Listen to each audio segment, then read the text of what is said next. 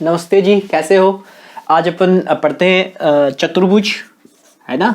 आज आपको बिल्कुल चतुर्भुज को बेसिक से क्लियर करवाऊंगा, है ना। बहुत अच्छे से क्लियर कराऊंगा। आज दिन तक अगर आपने चतुर्भुज नहीं पढ़ा तो भी कोई दिक्कत की बात नहीं है। अपन इस तरीके से चतुर्भुज पढ़ेंगे कि और कुछ मतलब इससे जीरो कुछ नहीं हो सकता चतुर्भुज का, है ना। तो चतुर्भुज, पहली बात नाम से स्पष्ट है, चतुर्भुज मतलब चार भुजाओं की आकृति को अपन चतुर्भुज बोलेंगे। तो सिंपल सी बात है, चतुर्भुज किसे बोलेंगे? चार भुजा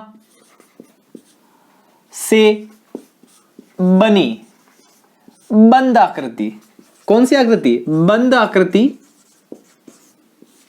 को चतुर्भुज कहते हैं। क्या कहते हैं साहब? चार भुजाओं से घिरी बंद आकृति को क्या कहते हैं? चतुर्भुज कहते हैं। देखो क्लियर है ना।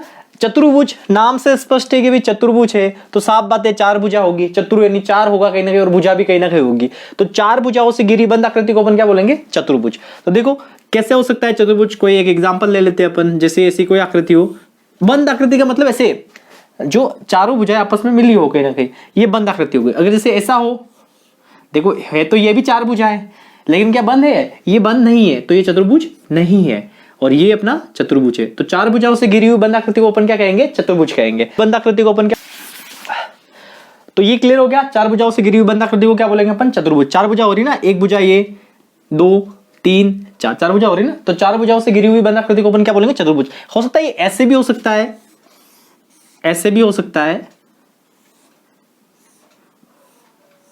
ऐसे भी हो सकता है ना। होने में कैसे भी हो सकता है, ऐसे भी हो सकता है। सब में चार भुजा हो रही ना और चार भुजाओं से घिरी हुई बंद आकृति है ना, तो चारों अपने क्या है? चतुर्भुज है। यहां तक क्लियर है?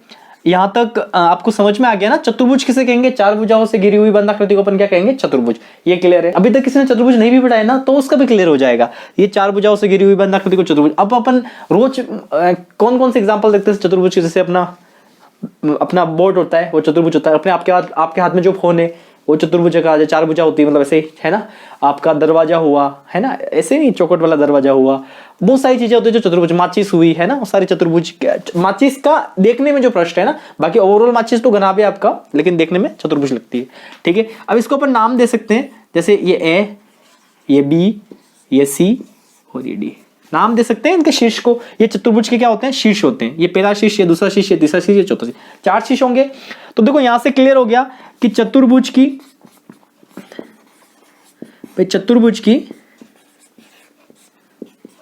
चार भुजाएं होती हैं। कितनी भुजाएं होती है साहब? चार भुजाएं होती है ना। चार भुजाएं होती है, एक नहीं होती है। देखो एक, दो, तीन, चार भुजाएं होती है। चतुर्भुज की कितनी भुजाएं होगी? चार भुजाएं होगी। कौन कौन सी होगी? तो देखो पहली भुजाएं कौन कौन सी होगी? ये पहली भुजा है ना, ए बी। तो पहली भुजा कौन सी होगी? A B. दूसरी भुजा बी सी। तीसरी भुजा सी डी। और चौथी भुजा कौन सी होगी? ए डी या डी है, जो भी लो, डी ए ले लो, एक ही फ्लो में चलो तो डी है। समझ में होगी ना। चतुर्भुज की चार भुजाएं होती है और कौन कौन सी चार भुजा हो गई? A B, B C, C D और यहां तक अपने को कोई दिक्कत नहीं है। ठीक है, अब देखो चार भुजा होगी तो इसके ये अंतकोण भी कितने हो रहे हैं? एक, दो, तीन, चार। अंतकोण मतलब अंदर बने हुए कोण, चतुर्भुज के अंदर बने हुए कोण। तो चतुर्भुज के कितने अंतकोण होते हैं? चतुर्भुज के चार अंतकोण होते हैं। कितने अंतकोण होते हैं? चार। कौन कौन से? कोण ए, दूसरा कौन सा हो गया? कोण बी, है ना, ये कोण, ये कोण, ये कोण और ये कोण। तीसरा कौन सा हो गया? कोण सी। और चौथा कौन सा हो गया? कोण डी। ये चारों अंतकोण होते हैं, है ना। चतुर्भुज के चार अंतकोण होते हैं। अब इस ए को अपन ऐसे भी लिख सकते हैं, डी ए बी, ऐसे भी लिख सकते हैं, कोई दिक्कत नहीं है ना। ए को क्या लिख सकते हैं? कोण डी ए बी। और ऐसे भी लिख सकते हैं, बी को क्या लिख सकते हैं? ए बी सी, ऐसे लिख सकते हैं ना। कोण ए को क्या लिख सकते हैं अपन? कोण डी ए बी। और कोण बी को क्या लिख सकते हैं अपन? कोण बी को लिख सकते हैं कोण ए बी सी। क्या लिख सकते हैं कोण बी को? कोण ए बी सी। और उसी प्रकार कोण सी को क्या लिख सकते हैं? कोण सी को अपन लिखते हैं कोण बी सी डी। और इसी प्रकार अपन कोण डी को क्या लिख सकते हैं? कोण डी को लिख सकते हैं, कोण डी को अपन लिख सकते हैं कोण सी डी ए। तो यहां से एक चीज क्लियर हो गई कि कोई भी कोण होता है ना, तो जो कोण कोण का जो शीर्ष है वो बीच में आएगा। जैसे यहाँ पे कोण ए है, ये शीर्ष है, तो ये बीच में आया है ना, ये आप लिख सकते हो, ये एडिशनल है, अपन समझ सकते हैं इसको अलग से, है ना। तो यहां तक अपने को कोई दिक्कत नहीं है। चतुर्भुज की कितनी भुजाएं होती है? 4 भुजा होती है। चतुर्भुज के कितने कोण होते हैं? 4 कोण होते हैं साहब, ठीक है। अब ये चारों चतुर्भुज के ये चारों कोण होते हैं ना, कि चारों अंतःकोणों का योग, इन चारों अंतःकोणों का योग कितना होता है? 1 2 3 4, इन चारों अंतःकोणों का योग 360 डिग्री होता है। चतुर्भुज के चारों अंतःकोणों का योग कितना होता है? 360 डिग्री होता है ना। ये मेरे हिसाब से आपको बहुत अच्छे से समझ में आया। एक बार आप इसको नोट डाउन कर लो, उसके बाद तो देखो अभी तक अपन ने पढ़ा था कि चतुर्भुज की 4 भुजाएं होती है, चतुर्भुज के 4 अंतःकोण होते हैं, चारों अंतःकोणों का योग 360 डिग्री होता है। इसके साथ एक चीज और होती है कि देखो चतुर्भुज है ना, तो इसकी ये कोण और ये कोण साथ में है ना, इसकी एक भुजा साथ में है ना। देखो ये कोण और ये कोण, तो ए कोण बनाने के लिए कौन सी भुजा चाहिए अपने को? डी ए, और ए बी भुजा चाहिए। उसी प्रकार बी कोण बनाने के लिए कौन सी भुजा चाहिए? सी बी और बी ए या ए बी, ये भुजा चाहिए। तो देखो इन दोनों कोणों में ये भुजा समान आ रही है, एक साथ आ रही है। उसी प्रकार इन दोनों कोणों में भी ये बी सी भुजा एक साथ दोनों में आ रही है। इसी प्रकार ये डी और सी कोण बनाने में भी सी डी साथ में आ रहा है, भुजा साथ में आ रही है। उसी प्रकार डी और ए कोण बनाने में भी ए डी भुजा साथ में आ रही है। तो इस प्रकार के कोण जिनमें दो कोण जिनमें एक भुजा उपनिष्ठ हो, मतलब एक भुजा दोनों में कॉमन हो, उन कोणों को बोलेंगे अपन आसन कोण। कौन से कोण बोलेंगे? आसन कोण। तो देखो चतुर्भुज में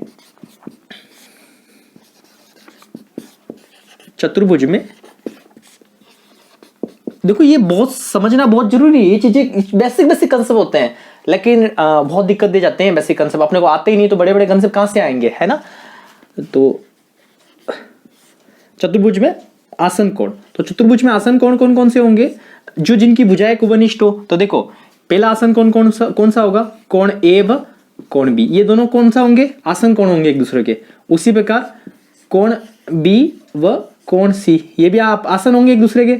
इसी प्रकार कोण सी व कोण डी, ये भी आसन होंगे। उसी प्रकार कोण डी व कोण ए, ये भी आपस में क्या होंगे? आसन कोण होंगे ना, एक दूसरे के आसन कोण होंगे। आसन कोण का मतलब ये नहीं कि बराबर कोण है, आसन कोण मतलब आसन है ना। ये आगे किसी चतुर्भुज में काम आएंगे। जब इनके चतुर्भुजों के प्रकार पढ़ेंगे ना, तो किसी चतुर्भुज के प्रकार में बोला जाएगा कि आसन कोणों का योग 180 डिग्री होगा। जब अपन आगे पढ़ेंगे तब देखेंगे इनको, है ना। यहां तक अपने को ये समझना है कि ये कौन से आसन कोण है। और जिस प्रकार आसन कोण होते हैं ना, उसी प्रकार सम्मुख कोण भी होते हैं। चतुर्भुज के कौन से कोण होते हैं? सम्मुख कोण। चतुर्भुज के सम्मुख कोण भी होते हैं। सम्मुख नाम से स्पष्ट है ना। सम्मुख कोण, सम्मुख सम्मान मुख, मतलब सामने आमने सामने मुख वाले सब कोण सम्मुख कोण। देखो इसके सामने कौन सा दिख रहा है आपको? ये। इसके सामने कौन सा दिख रहा है? ये। तो ये कौन से सम्मुख कोण है? कौन से कोण है? सम्मुख कोण है। तो देखो ए का सम्मुख कोण कौन सा हो जाएगा? तो ए का सम्मुख कोण हो जाएगा कोण सी। ए का सम्मुख कोण कौन सा हो जाएगा? कोण सी। उसी प्रकार बी का सम्मुख कोण कौन सा हो जाएगा? तो बी का सम्मुख कोण हो जाएगा सम्मुख कोण डी।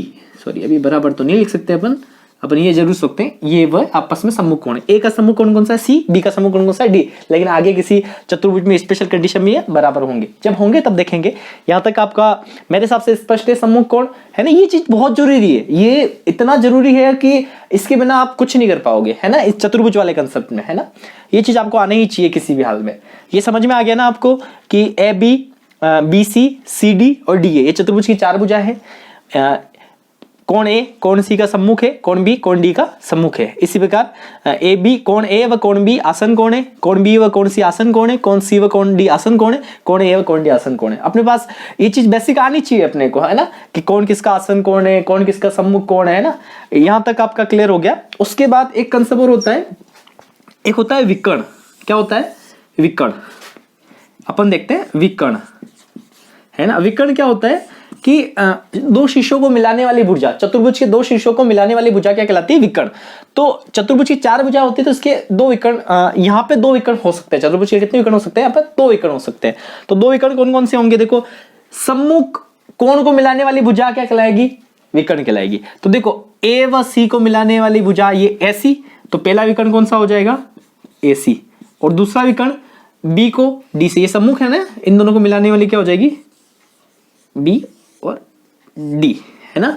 ये समझ में आया ना कि भाई विकर्ण क्या होगा, AC एक विकर्ण होगा, इसी प्रकार BD एक विकर्ण होगा। यहाँ तक क्लियर? अगर आपको थोड़ा ऐसे समझो कि आप एक ही नाम से समझ रहे हो तो ऐसे समझ लो कि जैसे इसका नाम दे रखा है PQRS, तो आपको पूछ ले PQRS में कौन कौन से कोण है इसके, तो भाई कोण P, कोण Q, कोण R, कोण S है।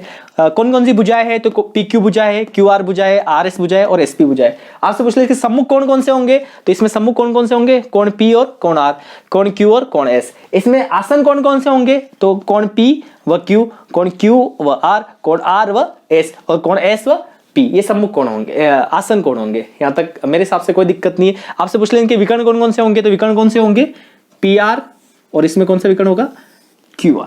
क्लियर है ना? मेरे हिसाब से ये चतुर्भुज का बहुत बेसिक कंसेप्ट है, ये तो आपको आना ही चाहिए और ये क्लियर हो गया आपका। ठीक है, नेक्स्ट क्लास में मिलेंगे अपन। नेक्स्ट क्लास में मैं आपको बताऊंगा चतुर्भुज के प्रकार और सारे प्रकार की विशेष गुणधर्म, सारे चीज अपन डिटेल में एक्सप्लेन करेंगे, डिटेल में समझेंगे, उनको अच्छे से समझेंगे और मिलते हैं नेक्स्ट क्लास में। ठीक है, तब तक के लिए गुड लक।